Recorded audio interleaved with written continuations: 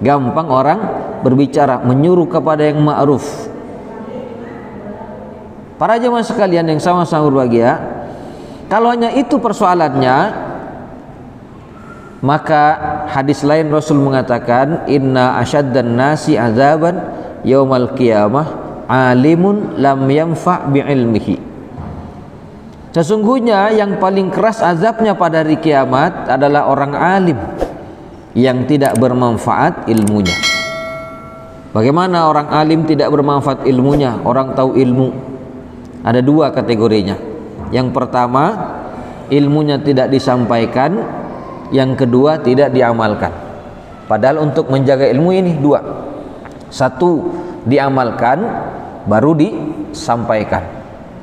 Kalau umpama tidak mampu mengamalkan semua yang dia tahu, maka dasar kita apa? Fattaqullaha mastata'tum. Bertakwalah kalian kepada Allah semampu kalian.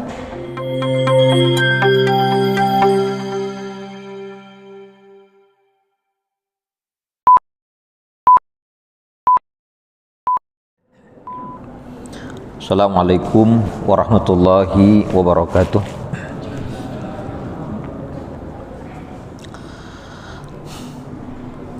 Alhamdulillahi rabbil alamin, ilahil awwalin wal akhirin, wassalatullahi wassalamuhu ala nabiyyinil karim, nabiyyina Muhammadin sallallahu alaihi wasallam wa ala alihi wa sahabatihi ajmain, amma ba'd. Para jamaah, Bapak Ibu dan para ikhwan sekalian, semoga Allah senantiasa memberikan ketenangan dalam hidup kita, memberikan perlindungan dan bimbingan untuk menjadi hamba-hamba yang soleh sampai hari akhir. Pembahasan kita pada kesempatan ini masih membicarakan tentang hadis Rasul sallallahu alaihi wasallam, dan kita masuk pada hadis 176. Bismillahirrahmanirrahim. Qala al-Imam al-Bukhari radhiyallahu anhu, berkata Imam Al-Bukhari, semoga Allah meridainya, an Usamata, dari Usamah, qala berkata, sami'tu Rasulullah sallallahu alaihi wasallam yaqul, aku telah mendengar Rasulullah sallallahu alaihi wasallam bersabda, yuja'u birrajuli yaumal qiyamati, akan didatangkan seseorang pada hari kiamat, fayulqa finnari, maka dia dilemparkan ke neraka, fatandaliqu aktabuhu finnar, dan keluarlah usus atau isi perutnya di neraka, fayaduru kama yadurul himaru, dan dia berputar seperti berputarnya himar, birohahu, di tempat dia berputar atau melingkar,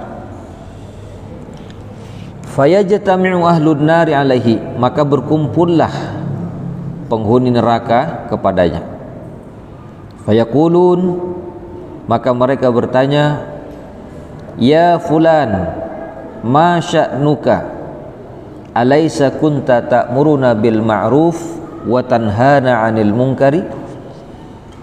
Wahai fulan, bagaimanakah gerangan, bagaimanakah keadaanmu? Bukankah engkau telah memerintah kepada kami kepada yang ma'ruf dan mencegah kami dari yang mungkar? Qala, menjawab, kuntu amurukum bil ma'rufi wala atihi. Aku dahulunya telah memerintah kalian kepada yang ma'ruf, tapi aku sendiri tidak melakukannya.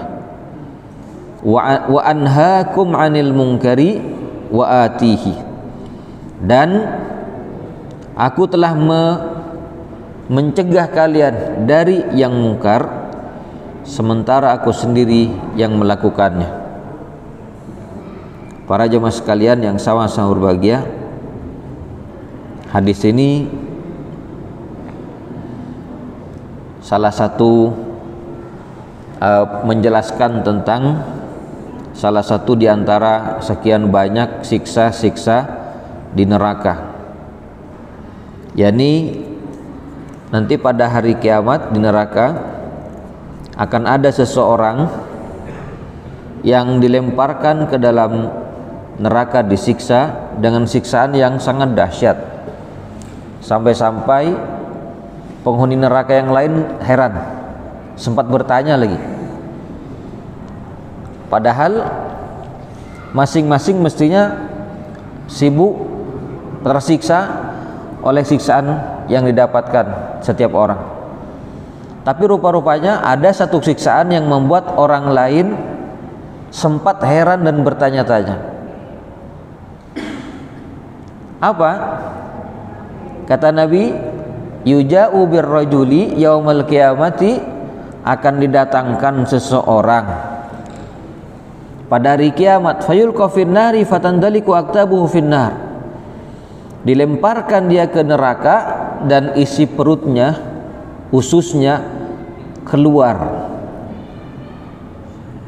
Ternyata tidak cukup keluar, fayaduru kama yadurul himar, dia berputar-putar di tempatnya seperti mana himar berputar-putar. Maka membuat penghuni neraka yang lain keheranan, berkumpul bertanya-tanya, ya fulan, masya'nuka alaysa kunta ta'muruna bil ma'ruf, wahai fulan, bukankah engkau dahulu di dunia telah memerintah kami kepada yang ma'ruf wa tanhana 'anil munkar, dan mencegah kami dari yang mungkar? Jangan semakin apa, Pak Ustadz?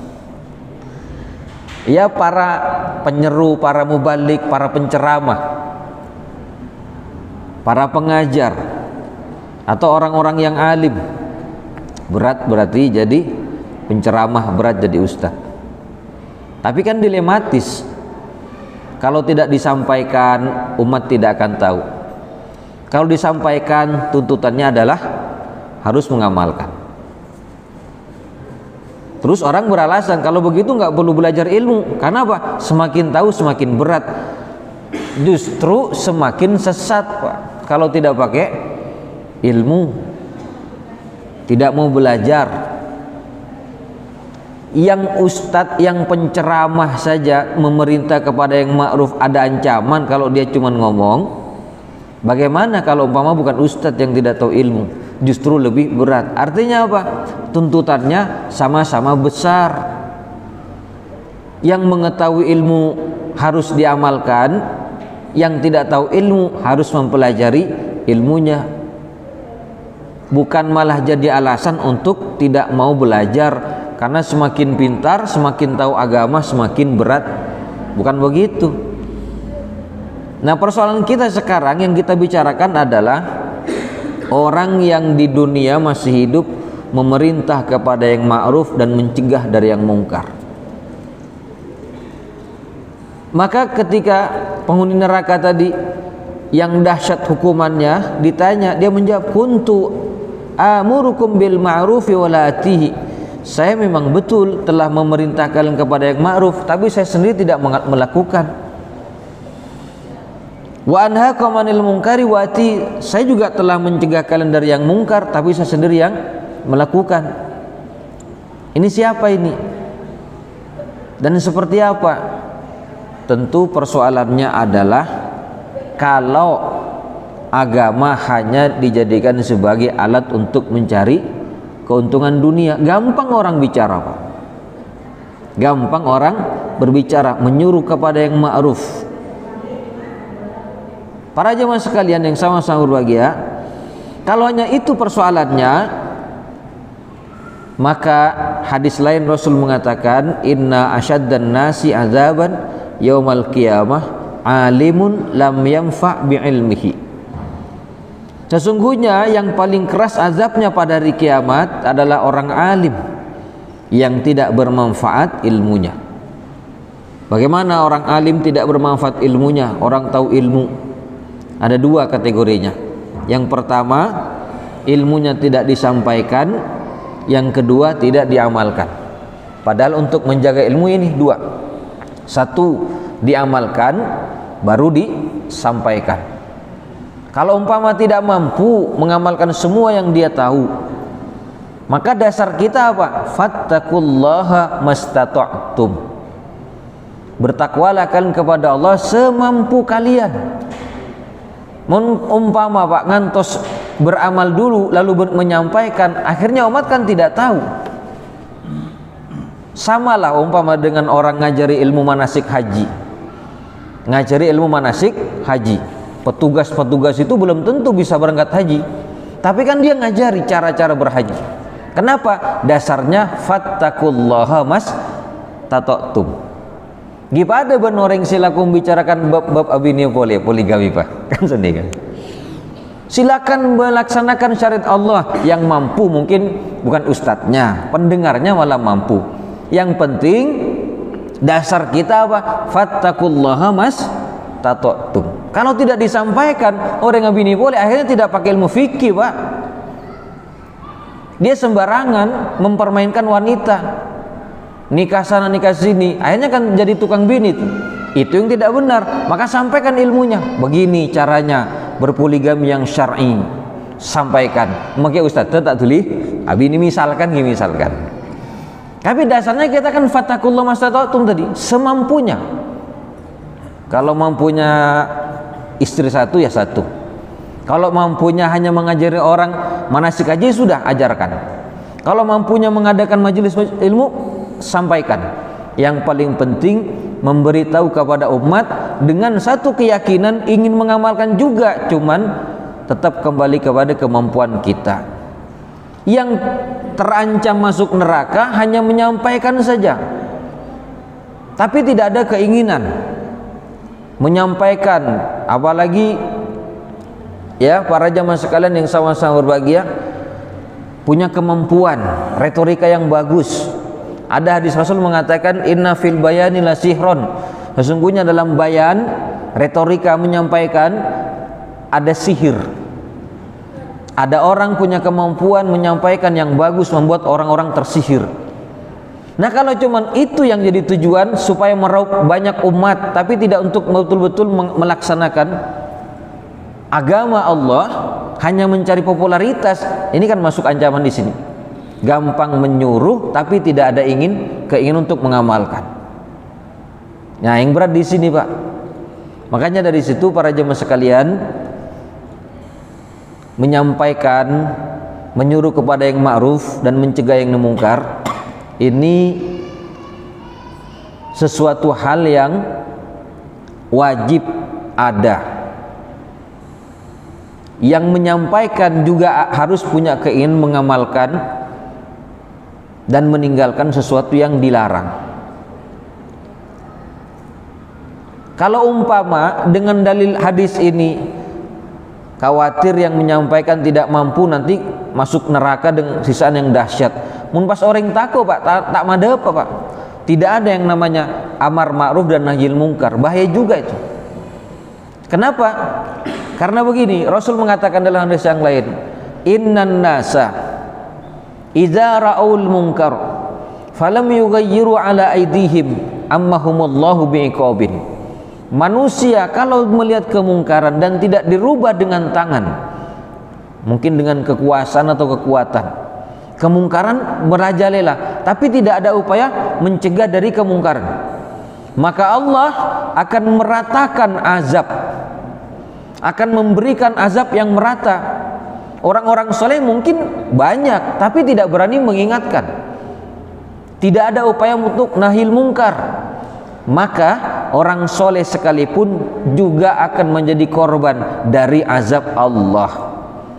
Kalau sudah ada azab Allah berlaku di bumi, apa azabnya Allah ini?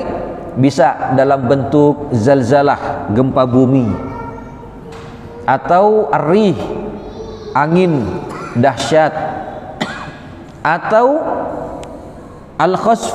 Khasfun itu artinya penenggelaman, malapetaka, gempa bumi dan sebagainya, bencana alam.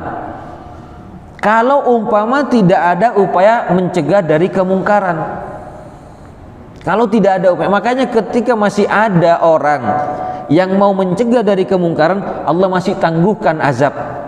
Allah masih tahan dulu yang namanya gempa, bencana alam. Tapi kalau sudah tidak ada yang berani, tidak punya nyali, kemaksiatan merajalela, disitulah Allah akan munculkan berbagai macam bencana. Dan bencana itu bukan menurut mindsetnya orang-orang yang tidak mengembalikan kepada Allah, hanya berpegangan kepada pengetahuan.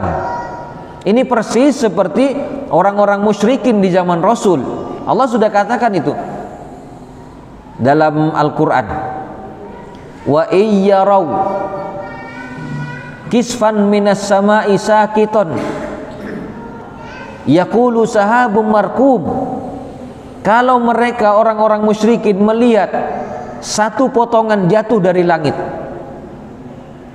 meteor misalkan, batu dari ruang angkasa jatuh, dan mereka melihat terjadilah gumpalan asap, sakiton yaqulu, terjatuh, mereka mengatakan sahabun markum, ini asap yang menggumpal. Jadi nggak perlu dikhawatirkan, cukup berhati-hati saja, waspada. Padahal itu azab dari Allah. Allah munculkan, Allah turunkan, Allah jatuhkan dari ruang angkasa ke bumi. Kalau Allah mau tinggal jatuhkan dalam jumlah yang besar. Begitu juga hari ini para jamaah sekalian, kita dihebohkan dengan media-media yang mengabarkan bahwa di Indonesia sudah sekarang ini, per hari ini, dalam beberapa hari sudah dikabarkan rawan gempa, terutama untuk wilayah Jawa bagian selatan, mulai dari Sumatera, Jawa, Bali sampai Sulawesi. Katanya ini adalah lingkaran cincin yang ada di bawah tanah ke dalam sekian kilometer. Perlu berhati-hati karena kalau sudah terjadi gempa bumi berpotensi tsunami. Padahal kalau kita kembalikan kepada Allah Subhanahu wa taala, itu atas perintah Allah. Kalau umpama betul-betul tidak ada yang mau mencegah dari kemungkaran, di saat kemungkaran semakin merajalela seperti sekarang, kondom dibagi-bagi dengan tujuan mencegah kehamilan, mencegah kemaksiatannya, perzinahannya tidak dicegah Pak, malah dimuluskan. Wajar kalau Allah memberikan peringatan dengan cara diguncang buminya. Belum lagi LGBT, kawin sejenis, laki perempuan, belum lagi yang lainnya. Nah itu sangat penting Pak. Maknanya harus ada orang-orang yang punya nyali untuk mencegah dari kemungkaran, walaupun dirinya bukan orang suci. Kalau orang tidak suka kan ada saja alasan sok suci. Tidak ada yang suci Pak, tapi kan ini kebaikan bersama. Kalau umpama tidak ada, maka Allah akan munculkan bencana alam. Orang soleh ada cuman diam, dia juga akan jadi korban. Hadisnya jelas, kalau manusia, kata Rasul, melihat kemungkaran dan tidak dicegah, amma humullahu bi'iqabin, Allah akan ratakan kepada mereka dengan sanksi iqabnya, hukumannya. Apa di dunia? Bencana alam. Walaupun tak kutuna orang soce Pak, semua yang dia sampaikan harus diamalkan dulu. Misalkan yang dimaksud hadis di sini adalah hanya pandai menyampaikan tapi tidak ada usaha untuk mengamalkan. Nah kalau itu persoalannya, maka masuk ancaman hadis ini. Pandai bicara, pandai berretorika, membuat orang terkesima. Sekali bicara banyak yang mendengarkan, tapi dirinya tidak ada upaya untuk mengamalkan. Baru masuk di sini ancaman hadis.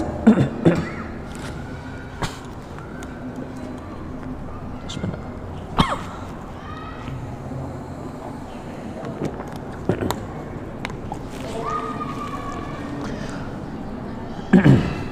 Para jamaah sekalian yang sama-sama berbahagia, ini hadis yang pertama. Dan insya Allah para ustadz-ustadz yang ada di Masjid Darussalam tidak termasuk orang yang pandai berbicara, tapi juga ada upaya untuk mengamalkan. Memang berat Pak ya, jadi ustadz itu berat. Tidak jadi ustadz ya juga tambah berat. Artinya apa? Semuanya harus dengan ilmu. Ibadah yang kita kerjakan harus dengan ilmu. Yang jadi ustadz saja berat, apalagi yang tidak jadi ustadz yang tidak punya ilmu. Ini menuntut kita supaya rajin-rajin belajar sebenarnya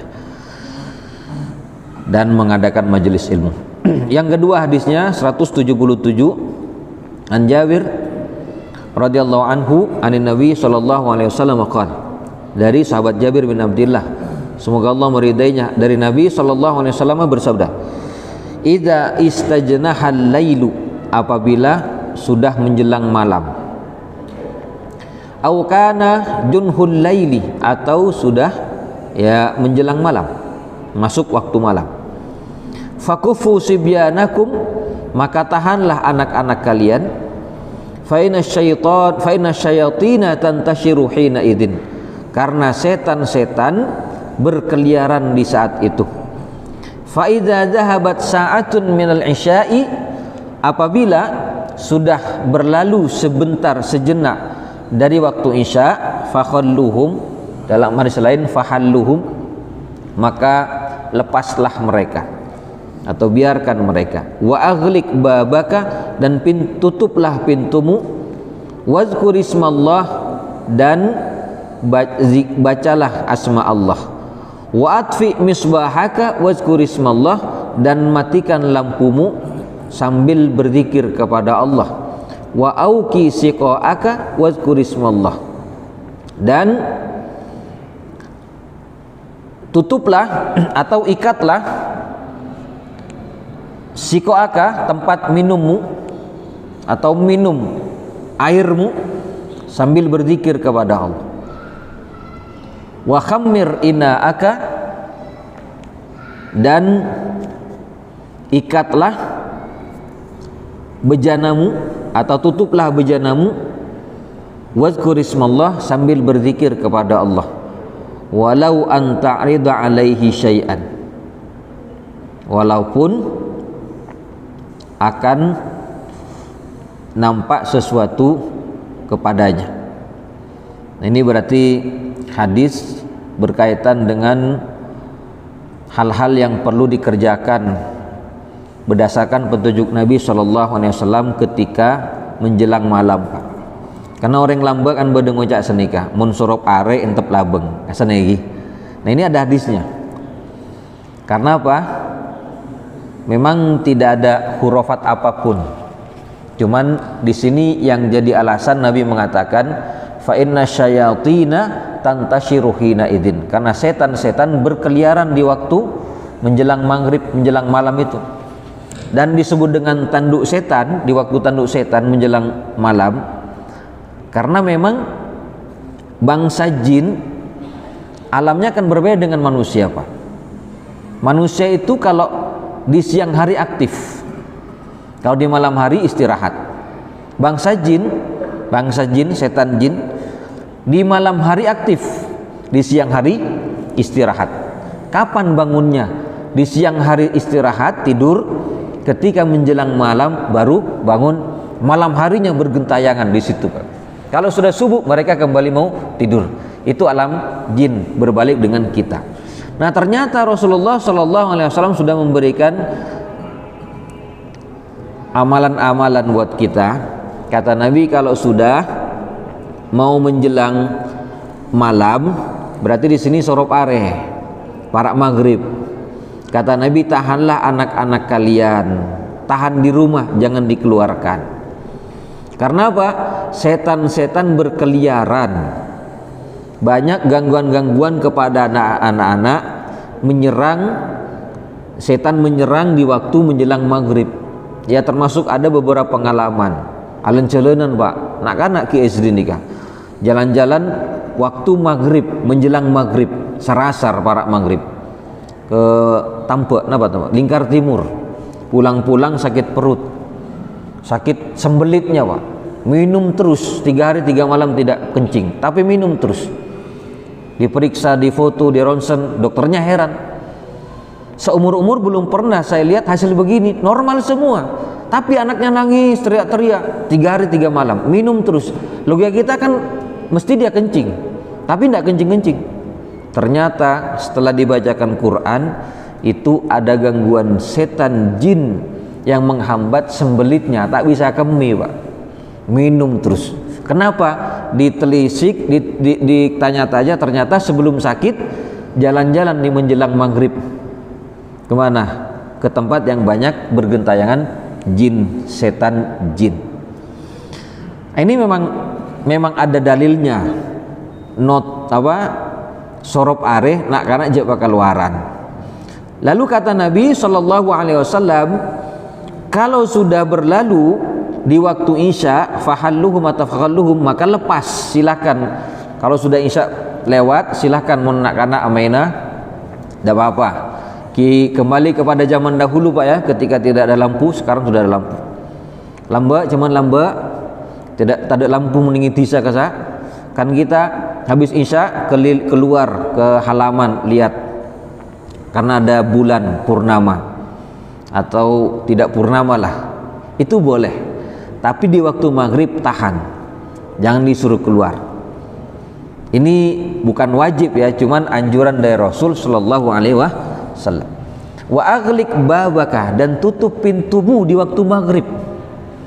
Karena dalam hadis lain dijelaskan setan kadang masuk di waktu maghrib dan dia membawa penyakit wabak, masuk ke dalam rumah membawa penyakit. Sehingga kalau sudah dia membawa faktor penyakit, misalkan penyakit itu disebarkan di sebuah air minum dan penghuninya minum dan dia terserang penyakit, bisa kemungkinan akan menyebar kepada yang lainnya, sehingga wabak penyakit atau taun bisa disebabkan oleh bangsa jin. Bermula dari satu rumah yang pintu rumah tidak ditutup di waktu maghrib. Berarti di sini anjuran supaya ngintep labeng ebektona maghrib. Wazkur ismallah, sambil baca zikir. Ya, baca bismillah, minimal bismillah. Watfi misbahaka wadhkur ismallah, dan matikan lampumu sambil berzikir. Kapan? Ketika mau tidur malam. Ya mudik maghrib coba di lampu Pak. Di lampu. Maksudnya apa? Kalau sudah mau tidur, sunnahnya itu matikan lampu.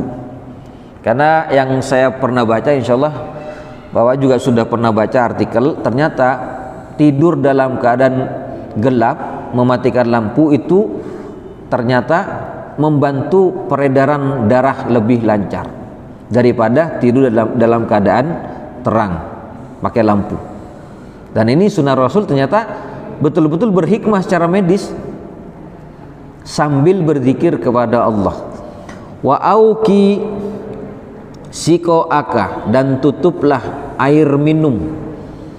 Sunnahnya kalau sudah malam tutup air minum. Tadi itu khawatir ada setan atau ada serangga masuk sehingga menjadi faktor penyakit. Wazkur ismallah, sambil berzikir kepada Allah. Wa khammir ina'aka, termasuk juga ikat, kata Nabi, atau tutup bejanamu. Disuruh tutup bejana, ya mungkin semakin embera suruh tutup Pak. Anjurannya supaya ditutup. Wazkur ismallah, sambil berzikir kepada Allah Subhanahu wa ta'ala. Ini hal-hal kecil yang perlu diperhatikan dan saya kira banyak kita lupakan. Artinya di antara peringatan orang tua kita pada zaman dahulu itu tidak semuanya salah. Ada juga yang benar, tapi tidak semuanya benar. Banyak juga yang salah. Yang salah seperti apa? Contohnya, Ingat lambok Pak, mohon gerhana bulan, jangan orang matur kan bulan kering ki. Ijogoin kapi kapungan, jogo. Pas nak suruh masuk ke dalam rumah. Itu tidak benar. Yang benar itu sesuai dengan sunnah Rasul bagaimana? Supaya kita mengadakan sholat gerhana bulan. Beni aja ke kapungan, Pak. Iwa kunjeke Pak. Nah itu artinya keyakinan yang tidak benar. Kalau disertai dengan keyakinan-keyakinan seperti muntai jagain akan terjadi begini-begini, itu namanya tatoyur, merasa sial. Dan tatoyur itu termasuk dosa, meskipun tidak sampai syirik besar, tapi syirik kecil, dosa. Kata Nabi SAW, laisa minna man tatoyyar, bukan golongan kami orang yang merasa sial. Dan kalau dikaji bab-bab sial ini Pak, berkembang banyak Pak. Ada juga dari ajaran orang-orang tua kita. Orang tua kita ada juga bab tatoyur. Contoh lain Gi, bab tatoyur nih Kak, mumpung masih ada waktu. Contoh lain bab tatoyur. Kalau biasanya keyakinan habis melahirkan kan tamuni plasenta itu dikubur Pak ya, dengan diyakini dikasih lampu penerangan. Ini bukan tidak ada keyakinan pada zaman dahulu, yaitu animisme orang-orang Jawa. Sudah isya ya, tapi belum selesai, padahal ini penting ini, karena keyakinan ini masuk ke tatoyur Pak. Kalau tidak dilampui masa depan gelap, kalau dikasih cahaya masa depan cerah. Berarti keyakinannya kembali kepada api atau lampu, benih kepada Allah. Syirik, bahaya Pak, tatoyur. Sekian Pak ya, mohon maaf karena waktunya sudah selesai. Saya kira cukup. Wassalamualaikum warahmatullahi wabarakatuh.